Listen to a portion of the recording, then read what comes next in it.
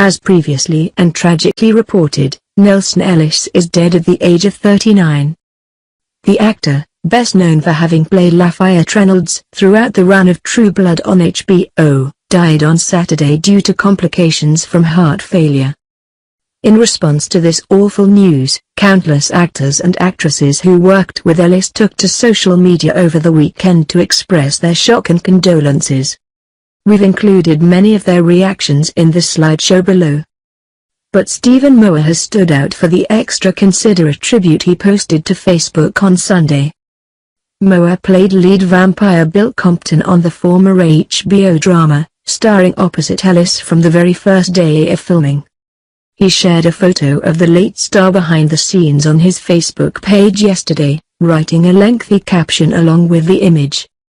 "One of the first places we shot on the pilot of True Blood was Sam Merlott's bar," wrote Moore, adding, "The kitchen Suzuki and a celeb built in Merlott's had a walk-in freezer and working gas burners.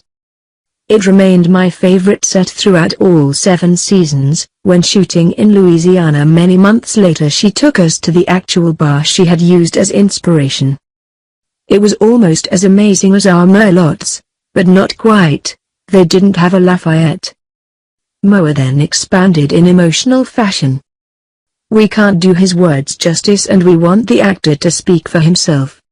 So we'll just post Moore's Facebook tribute in full below and we'll continue to hope that Ellis is resting in peace."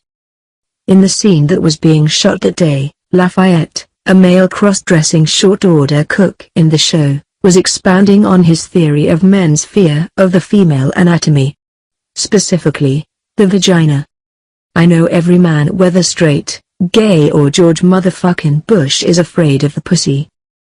I'm not sure I have ever seen, before or since, people crowd around a monitor at a video village with their hands clapped to their mouths from shock, sheer laughter and wonder as the actor playing Lafayette jiggled and shook and humped the butcher's block to get his point across.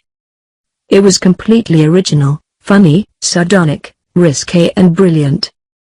That was Nelsan Ellis. All of the above." I turned to Alan Ball when the scene was finished and whispered, "You can't kill him." Lafayette's death at the end of the first book is the cliffhanger that leads to book 2.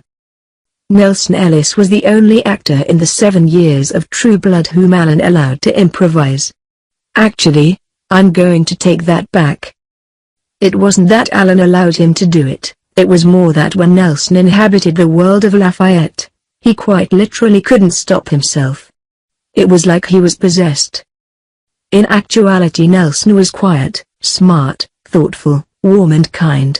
A published playwright himself. I think it would be fair to say that he taught all of us that intent and courage and fearlessness and freedom are the aspects of playing make-believe that spark the corners of the room where the dark is most impenetrable. To shine a light on those corners within ourselves is the very reason we go back time and again to movies, TV shows and theater. To see that spark ignited. Nelsan had that electricity in an abundance I have rarely seen. I can't believe he's gone. Ellis leaves behind a son, along with an array of awe-inspired former co-stars and friends. We'll provide more information on his death when it becomes available.